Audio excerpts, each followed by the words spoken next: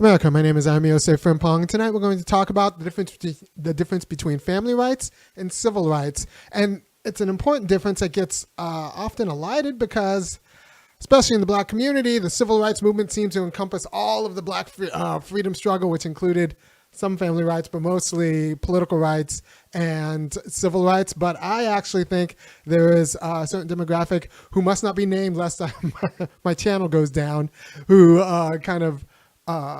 went back and redesigned the black freedom struggle to look like a civil rights movement because what they needed was civil rights. But that's fodder for a different stream that might be hosted on Rumble, someplace else. But what I'm going to talk about right now is the difference between family rights and civil rights. And so let's talk about what a right is. A right is just a realization of freedom. And a realization of freedom entails that the world accommodates you in some way. Even when we talk about the right of way, when I'm driving and I stop and I notice that someone else have the right of way, that means that they are free to go and I am duty bound to accommodate them. I can run right into them or rush through them, but if I did that, that would be a wrong, right? So they have a right. And if I do not accommodate their right, I have committed a wrong. They have a way to be free. They have a plan to go forward that's agreed upon. And I can commit wrongs. And we have to live in a world where people can commit wrongs and figure out what to do with them. And depending on who you talk to, that's like the whole problem with a lot of that takes up the mind of human life. We live in a world with rights, and rights entail that you can commit a wrong because they entail the discretionary accommodation of other people who recognize your right and then accommodate accordingly. So that bit of recognition is very important for the realization of right, and it's a necessary condition for the realization of right. There is no right without a correlative responsibility or to accommodate that right, right? Else that person would do a wrong. That's what happens. That's what we call things when you don't accommodate a right, right? And a right is just a plan, a person's plan that's realized. I mean, it's more than that, but freedom gets into the world by people realizing plans. And so let's talk about like how this works with nature, right? So with nature, you can't really assert rights in the same way because nature is a little bit indifferent, but I am able to be free in nature in a way, in a very kind of rude way, because nature is regular. And if nature is regular, that means I can make plans and realize them. I can swim because water behaves in a certain way all of the time. Now, some of you guys might get distracted by my new look. I had to do a thing, so I shaved off my hair, but like, don't get it twisted. I'm still your dude. I've always looked like this. So don't get distracted. All right. So in nature, you have a very rude kind of quality of right. And that rude quality of right allows you to go swimming or climb a mountain. It's because nature is regular. And if it's regular, that means you can make a plan and then realize it because nature's not going to change its mind. And all of a sudden, gravity's not going to change, and all of a sudden the tension in water is not going to change. So that kind of rude regularity that kind of actually rather impressive regularity allows a rude kind of right. It doesn't accommodate you on purpose, intentionally, because of some agreement, but it does happen to be both indifferent and regular in a way that you can kind of work with, right? So we move from that rude kind of a way to be free. There are hard limits to that, right? So I can't assert my right to like my limb to a tiger because the tiger doesn't recognize me. It's too indifferent. It's wrapped up in its own hunger. It doesn't recognize me as a dignified, valuable human because I have a subjective quality that then yearns to be realized in my plan that requires both my arms, so the tiger can't gnaw on me. So the tiger doesn't recognize any of that. It wants to gnaw, so it gnaws.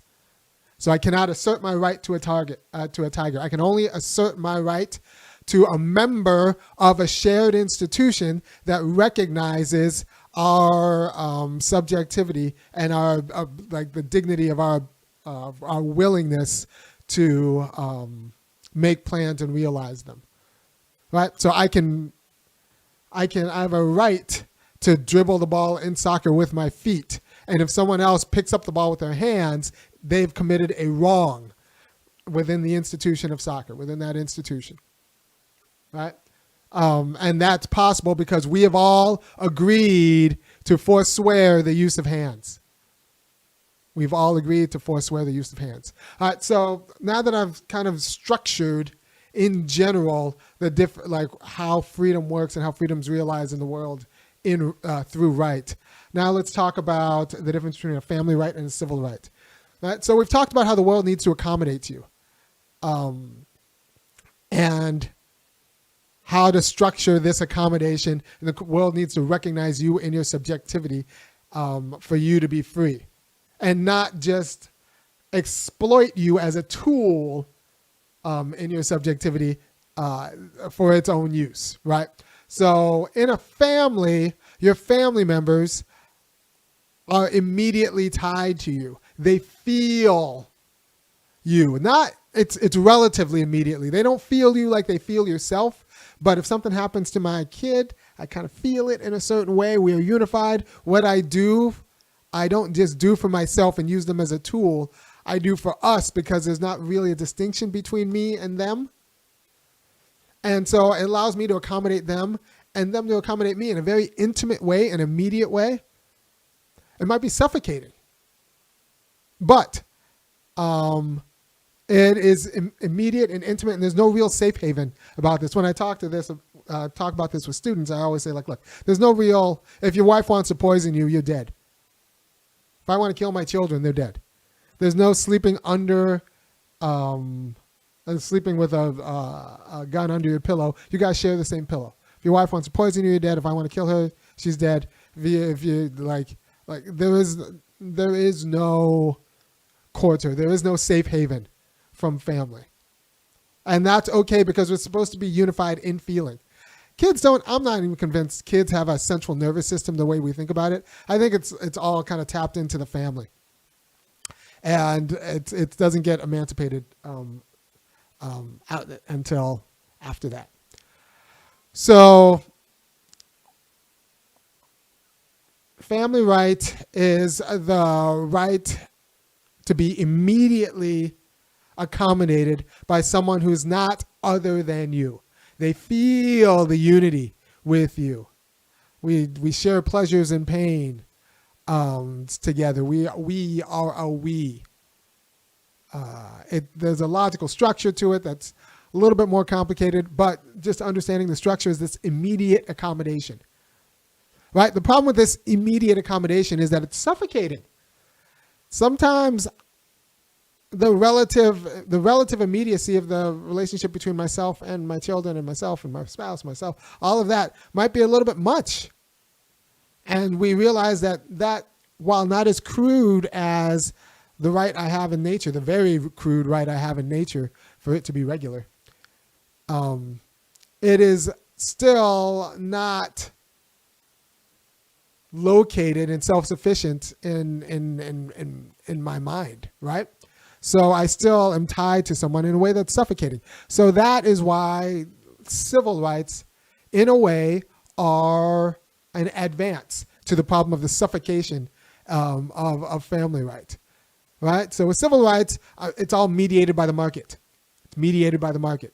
I produce what I want, and they produce what they want, and we all kind of work together so everyone gets what they want, and we agree to only produce what other people want so that they produce what we want, and so we get all of our wants satisfied through market-based relationships. And it's competitive. That's what keeps the prices down and keeps everyone producing the right thing. Now, that's going to have some problems, right? Especially as companies get bigger and people aren't producing and deciding what to produce, but they work for other people who decide what to produce, so they become tools for other people. So we need some sort of structure that helps the workers not become tools for other people, because they should always be kind of the king of their, or sovereign over their labor. And so Um, the perk about civil society is that you're not in the suffocating relationship as you were with your family. You're dealing with alienable goods.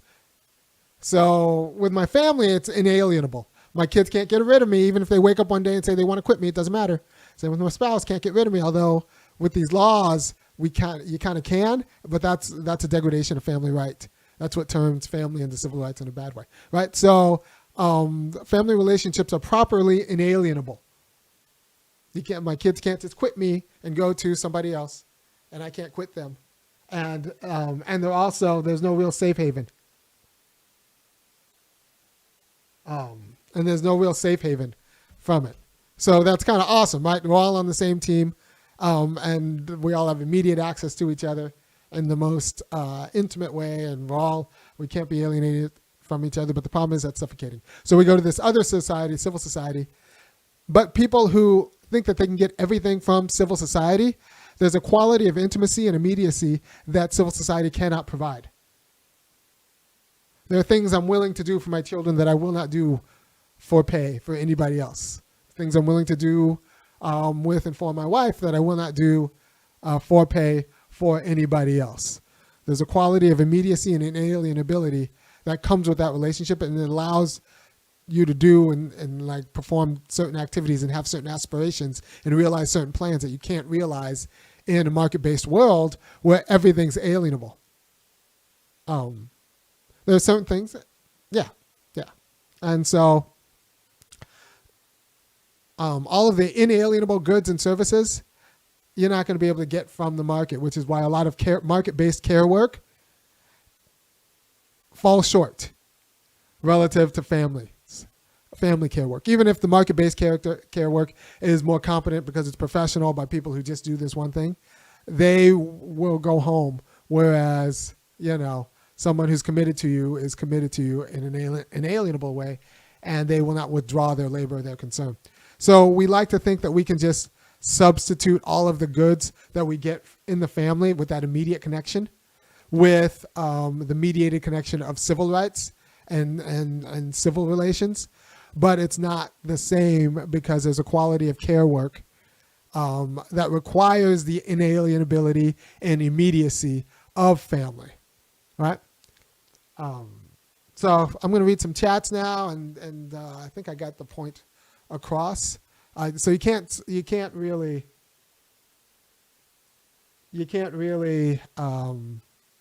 separate one for the other. I mean, you can't really conflate one with the other. You can't reduce family rights to civil rights because of the quality of freedom you have when the world is inalienable and immediately accommodating to you, rather than the indifference of nature or the mediation through money of civil rights. All right, so let me read some comments here. All right, so I see a lot of people talking about my look. Yes, I had a thing. I had a thing today, so I cut my hair off. I've always looked like this. But the 3-point line, mobile, dribbling, traveling rules. All right, so it doesn't look like you guys. I would say that family is a thing that condones kings and notions of rights. All right, so shouldn't family, this is good, Jess Peck gets it. Shouldn't family be a safe space away from competition? Yes. Family should be a safe space from competition. Family is a prophylactic against some of the more vulgar aspects of the civil market, which is why it allows you to actually participate in civil markets in a more robust way, because you could always retreat back to the family, which is and kind of recharge your battery in a way, which is why a lot of the great capitalists come from great families, and it's not an accident. Right? So yes, families properly should be a prophylactic against the market. And if the market has destroyed your family, that makes you fodder for the market. The market wants to do that because you become a better tool for it. Right? People without family they buy stupid stuff. They make stupid decisions. They make impulsive decisions because nobody has their back, and they're surrounded by mercenaries, so they become fodder for mercenaries. So yes, family should be a prophylactic against some of the more vulgar aspects of market relations. But in our society, the market is almost won and it's gotten you confused about what family's for. All right, what do I have here? Looking fresh and clean. Yes. I do not have hair. So, hi, Irony. I have a question that might not be related directly to the live today, but wanted to talk for a long time. How do you approach religion and spirituality in general when raising your kids? Okay, that's a fine question, Muhammad. So religion and spirituality deals with a quality of subjectivity. That means a quality of innerness that can be in a way abstracted from some of our more muscular relationships. So it reminds you that there is something that's not just your job, not even just your family, and not even just your political identity. There is something that can be abstracted from these worldly relations. Now it's pretty empty when it's just this abstract thing, but there is a kind of quality of reason and regularity that can be abstracted from your relationships, which is great because that means you don't become a tool of your relationships. You actually retain a quality of autonomy that allows you to think through all of your relationships for the good and gives you an access to the good. So this idea that like the God in me recognizes the God in you is very important for the realization of right. Because that's going to be the problem with my relationship with the tiger. The tiger does not recognize the God in me. The tiger does not recognize that subjectivity. Now, this becomes a problem when we kind of put in extra stories around it. Like, I don't think it's really helpful to talk about heaven unless you do it because we can't just there isn't enough content in that abstract subjectivity. So the idea of heaven as being like me without any relationships doesn't sound great. Or the idea of heaven, the idea of me in heaven without like hugging my kids doesn't really, or my wife, that doesn't sound great either. Preferably I don't need glasses. That would be pretty good. But how tall am I in heaven? Could be super tall. But like then would I still be me? A lot of like it's very complicated. So I don't like all of the extra stuff that's larded on, but I do think that's something that reminds people that there is a quality of them that can be abstracted from their relationships, but is still realized in their relationships, I think is important. And I think that's the role of religion and possibly prayer. All right, so Stefan says, I've been really digging that your family talk. It has expanded my thoughts on family. Yeah, that's the goal. My goal is to help you be better with your family, and not just in a like the Kevin Samuels, well, this is how you attract a woman way. No, I don't want you to get divorced. I don't want you to screw up your kids. I want you to think about family in a more robust way. And maybe because of my haircut, it's possible that your lady will listen to this video too. Who knows? Because she wasn't listening to me when I had hair and the beard. That was for the fellas only. But possibly your lady might be able to sit through this with me now that I've shorn off so much hair. So watch this with them. Think through what it means to be immediately and inalienably related to each other, and the special kind of things you can do for each other because of that immediate and inalienable relationship. You can also poison each other. You can do wrong to each other in a way that you can't do in civil society. The FDA is not going to check your food that you get from your wife the way it checks the food you get from Kellogg. So that's where we are. And if you appreciate what I'm doing, go ahead and go to www.funkyacademic.com, kick in $5, $15, or $50 a month, or give a big super chat, because this is how I feed my family, helping you not screw up yours. All right. With marriage rates and birth rates dropping and technology alienating the sexes from each other, what future does family have? Well, I don't know. What I'm trying to do is help you not screw up yours. right? And if you share this video around and talk about it in your Sunday schools and stuff like that, they won't screw up theirs. I think we need a public policy push to explain what family is for, and have a national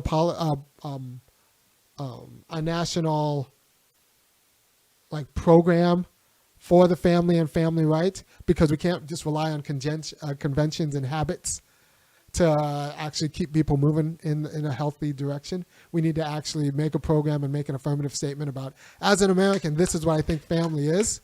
It's an immediate sphere of freedom, and the Constitution's supposed to secure us the blessings of liberty in all of our aspects of life, and that includes family life. So family is for that peculiar variety of freedom that I cannot get from the market, because the market does not love me. And so there's a peculiar kind of thing you can do with people who are emotionally tied to you immediately, and things you can ask of them, and accommodations they will give that other people won't, with the same kind of regularity. All right. So, thank you very much. That was insightful. I try to be insightful. You sound like Jordan Peterson, where you focus on relationships and he focuses on society-wide traditions. Yeah. Well, I like to think I'm like, I don't think Jordan Peterson's all bad. I think he's a little bit thin, but I think that's mostly because of his discipline, psychology. I think psychology is a little bit thin. I'm a philosopher. It's going to be a little bit deeper. Tradition is what you can rely on when, one, it's actually kind of working, but also when you don't want to think. And there's a way in which religion's like that too. It'll give you the right answers without you having to think. I am actually giving you the thinking. So you'll end up with the same answers often. Like we both end up like fans of the nuclear family.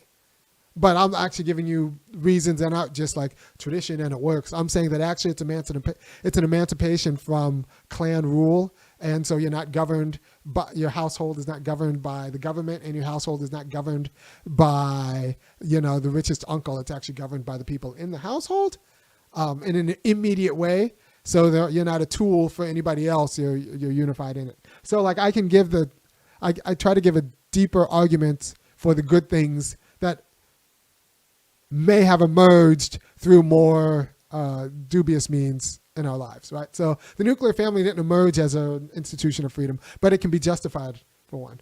The United States didn't emerge as an institution of freedom, except for like a handful of people. It was like anti-Catholic on one side and anti-Negro on the other, and anti-Indian on the west,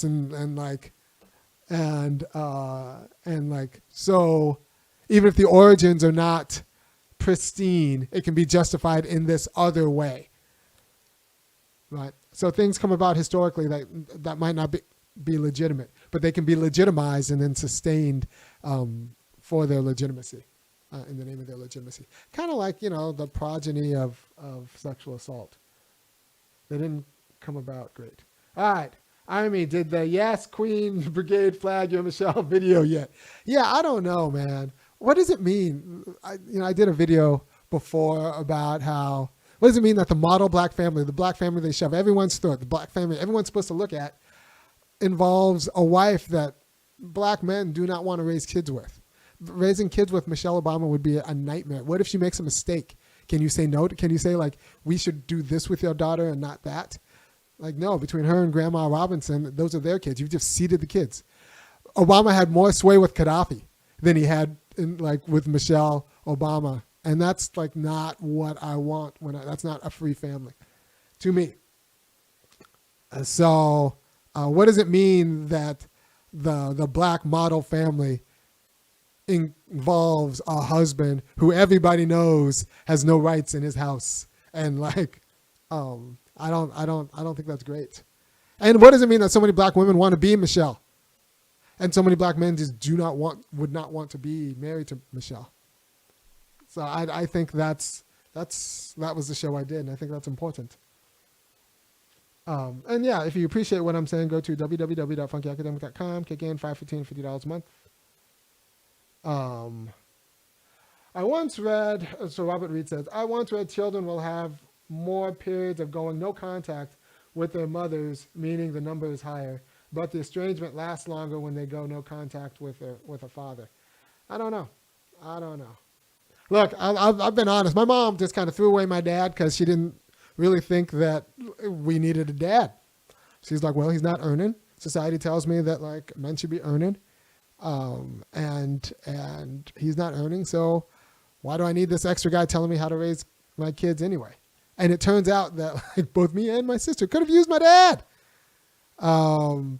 and because he was very good at some things that my mom was not. Like he's the one who taught me how to read, and if you haven't noticed, I kind of still read. And so, yeah, I just tried, like, one of the reasons I do this show is so that, and my mom's smart, but one of the reasons I do this show is so that other people actually have the arguments when this question comes, so they don't just throw away their kids' parents, throw away their kids' a parent because they don't think, one, kids need a unified household. By the way, kids have a right to a unified household. I think I talked about that on a different show. They have a right to a unified household. None of this split custody nonsense. It's a great way to raise a nihilist. They have a right to a unified household. You figure it out. Your job is to raise them into a particular consciousness where they see the difference between what they are and then other people, and not just confusion of like, I'm 50% this and 50% that. No. They have a right to a unified household. And since we're American, you guys can figure out how to unify it within the household, but it just has to be a household. Many different types of households. You can have many different types of households. But like the parents it has to be one and not 50% and 50%. That's like enforced practical schizophrenia. All right, so what do you have for me? FBA in the house, Fundamental Black American. Yes. What would a national program look like, and what would be the one big thing? A national program would actually be a class. It would have to be a class like, this is what family is for. We need a family bill of rights that would include a child's right to a unified household. And we would have to acknowledge that anytime we deny a child's right to a unified household, we have committed a wrong. A wrong has been committed. Now, some wrongs have to be committed, but it is a wrong. It is a wrong when we break up a child's right to a unified household. You had activity. You engaged in activity that created an entire being that you are responsible for. You did not have to engage in that activity.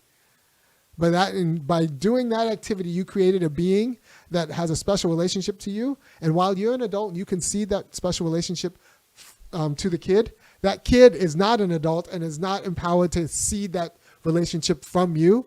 So even if you feel comfortable saying, well, I'm happy now, I've washed my hands of my kid through adoption or some other means, that kid can never wash their hands of you, or can't until they actually have mine. So like it's abuse.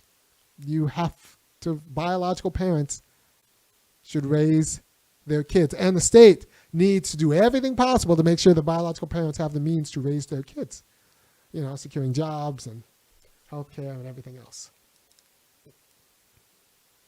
All right. What do you have for me, people? But people always ask Jordan Peterson, did Jesus actually rise from the dead, etc.? I don't know enough. I don't know enough to answer that question.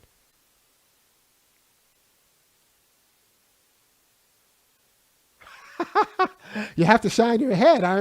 Shine your head. You'll look like an inner city high school principal. There's a little bit of truth to that. A little bit of truth to that. Yeah. Yeah. All right. So what do you want from me? All right. Good. So what's the difference between a family right and a civil right? A civil right is market-based and alienable. You're securing the right to participate in a market and either sell your time or sell some sort of alienable good to the market and then receive goods or time from other people from the market. However, a family right is inalienable, it's immediate, and it's unified in feeling. So when someone does something in your family for you, it's both. I mean, both rights are reciprocal. When I do something for the market, I do it for them, but then I know that they're going to give me, the market's going to provide something back. When I do something for a family, it is reciprocal, but in a different way. In doing something for them, that immediately is good for me. It's not so much of a transaction. It's because I am not other than them. We have an immediate relationship or a relatively immediate relationship. So, yeah, there's that. So it's inalienable too. You could actually care for each other in ways that you don't have to worry about the other person like cutting you off.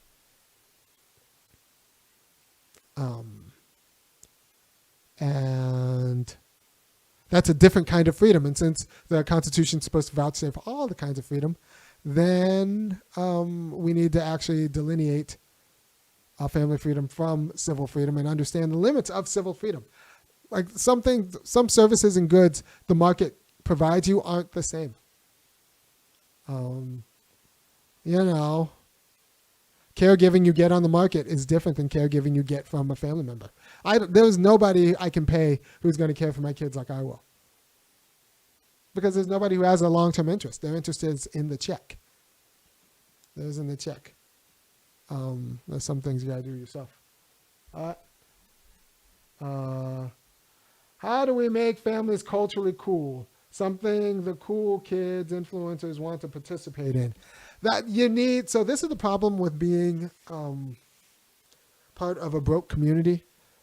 The market doesn't want this message getting out. If I'm right and families are prophylactic against the market wants you to be a stupid, immediate consumer. People who talk like me are not good for market society. And people from strong families are not good for market society. They don't go to Prize Picks. They don't go to what's the other one? Underdog or any of the other FanDuel or whatever. They're not. They want idiots without family. They want idiots with money and without family and without like immediate responsibilities, so that they take horrible gambles in their life and buy horrible things to fill the void of family freedom.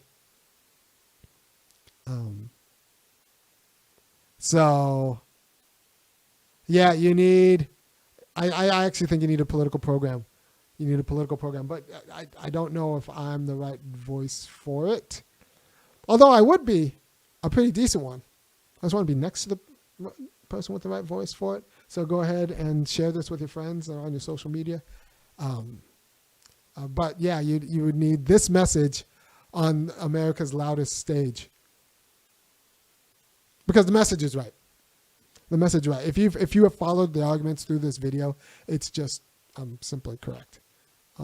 Family is a peculiar kind of freedom and a peculiar kind of way in which the world immediately and inalienably accommodates you so that you can realize a plan and realize right.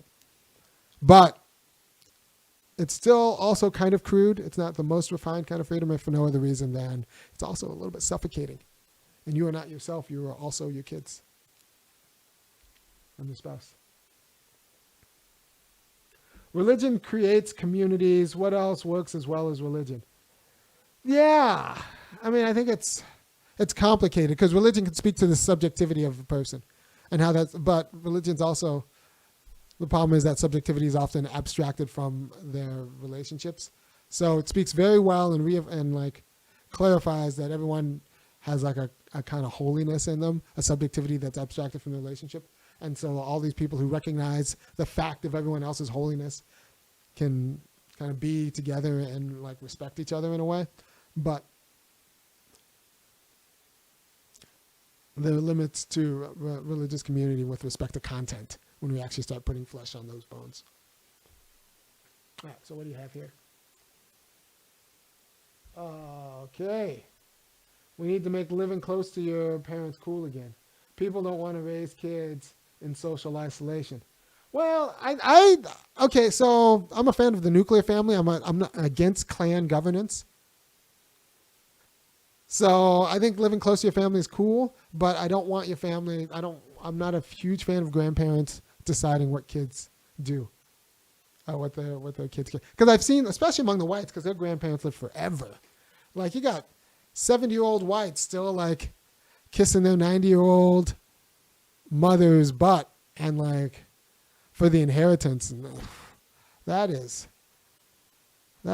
atrocious. I forgot that whites live so long. So That's just atrocious. But yeah, that's what happens with clan rule. So you need, and part of the family rights is that we need to be clear about this as a nuclear family. So you got 18 years.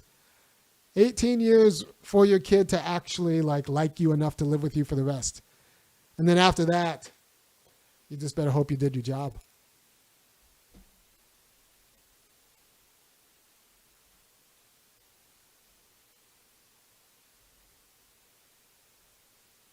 Community matters. Community matters just as much as family. No, community is made up of networked families. People get this confused. It takes a village. No, families are special relationship. The village is networked families. Families first, families basic, families primary. And then from the families can all figure out how to work with each other in a community. The community doesn't raise your child like the family does. No amount of mentorship is a substitute for having a daddy. The community doesn't raise your family. Families form the community. Networked families compose the community. Hope that's clear. The village.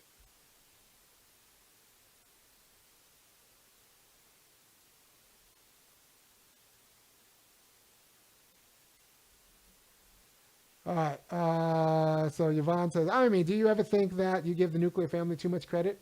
Like the individual unit being able to be born with the capabilities or nature to uphold values that an elder actually gets? No, I think the nuclear family determines what path you're on. And it determines what distinguishes your path from other people's path. And it legitimizes other people's path as their path. But in this house, we do this. In this house, we play soccer and we swim. Other houses, they play baseball. That's what they do. And that's legitimate for them.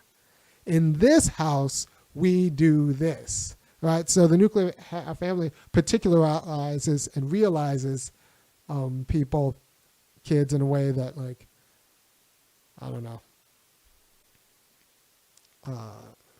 doesn't happen elsewhere. All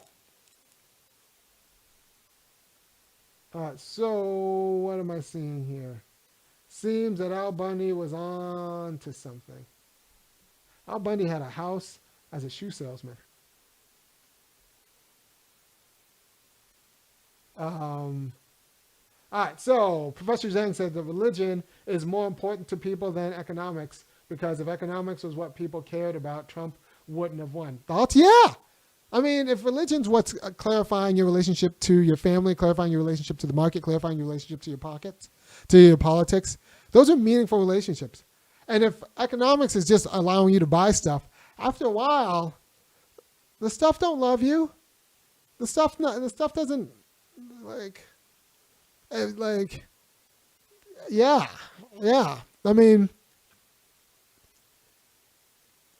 Economics is a tool for meaningful relationships.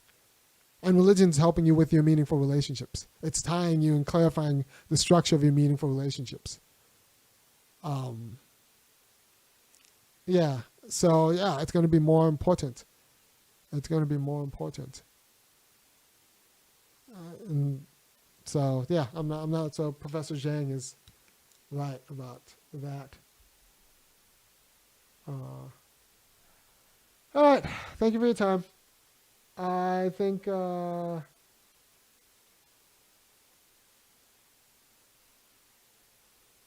right. So I'm going to read one of these. But staying aligned to the strangest values is difficult. Certainly you have the will, but with distance, doesn't that change the dynamic?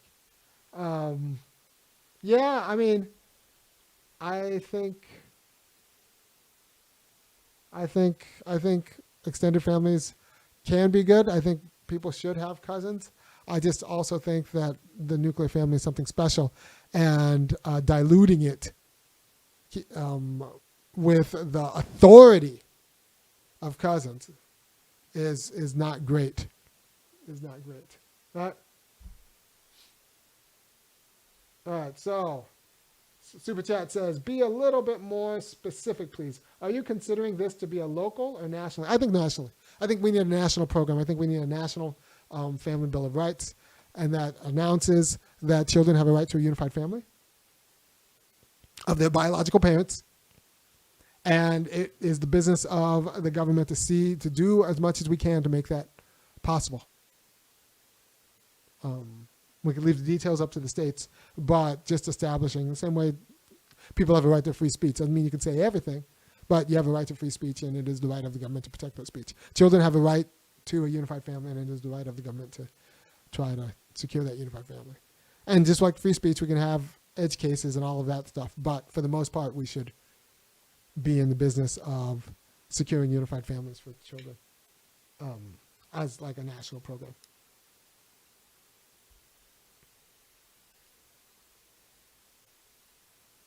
Do you think governments care about families based on their government policies? Well, okay, so different governments are different ways about that. You have Bolsa Familia in Brazil. Gosh, I want to say Brazil. And it pays families for sending their kids to school because they had a truancy problem and that was fixed.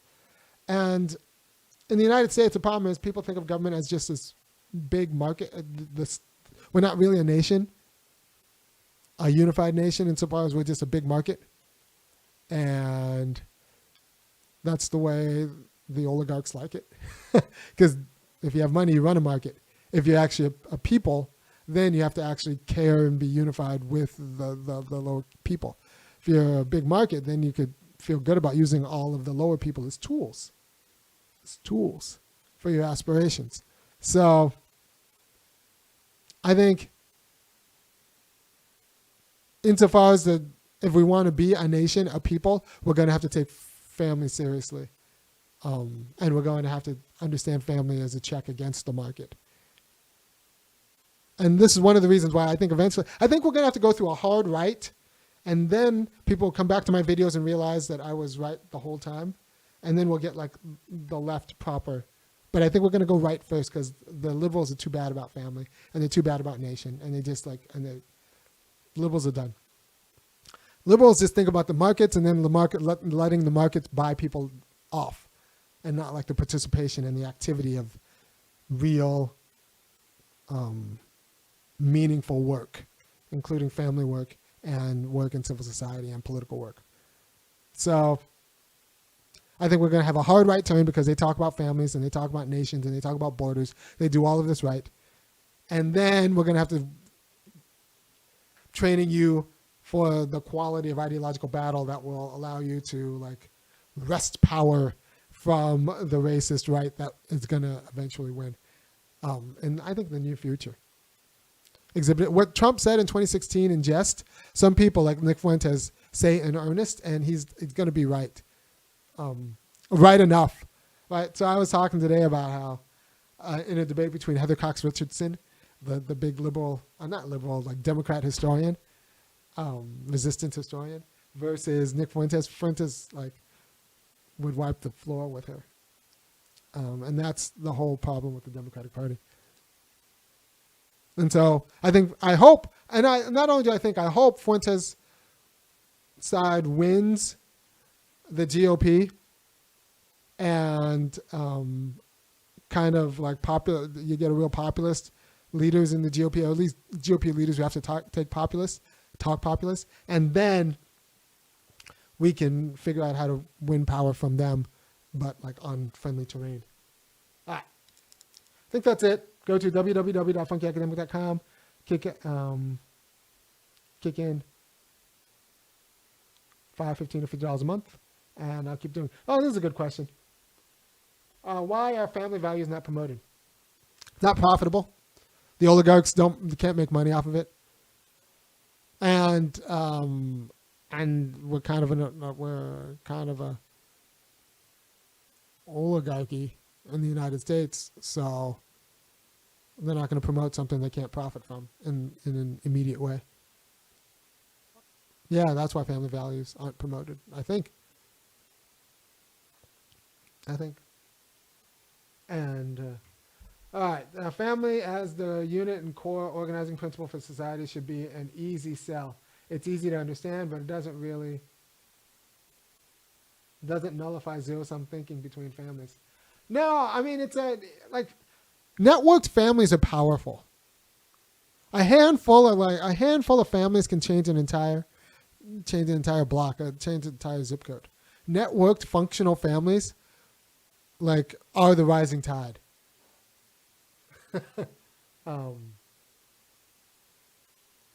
And networked single parent families are just like a mess. We could talk about, I don't know, we could tell ourselves all these stories about the village, but networked single parents are just not the same. Not the same. And I'm saying it here.